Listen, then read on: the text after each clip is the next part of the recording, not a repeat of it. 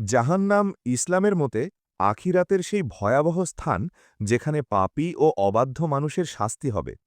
এটি আল্লাহর ন্যায় বিচারের প্রতীক।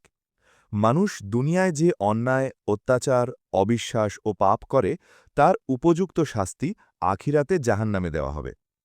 ইসলামে বিশ্বাস করা হয় যে আল্লাহ মানুষের প্রতি অত্যন্ত দয়ালু, তাই তিনি বারবার মানুষকে সতর্ক করেছেন যেন তারা পাপ থেকে দূরে থাকে এবং সৎ পথে চলে।